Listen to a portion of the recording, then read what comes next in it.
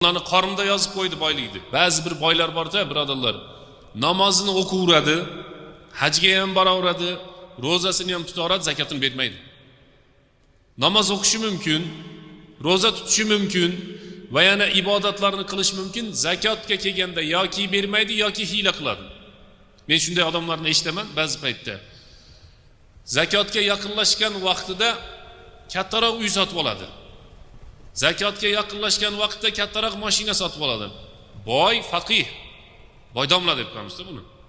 Boy zakot bo'yicha domla desangiz to'g'riroq bo'ladi. Zakot ilmida ancha-muncha odamni, ancha-muncha imomlardan ko'ra fatvoni yaxshi biladi. 200 ming dollarga mashina sotib oladigan bo'lsa, ana o'sha 200 ming dollardan yoki 100 ming dollardan zakot berilmasligini biladi-da. 100 ming dollardan 2,5 ming dollar zakot bo'lib ketishi kerak. 2,5 ming dollarni ham saqlab qolyapti, zakotdan qutulib qolyapti, yangi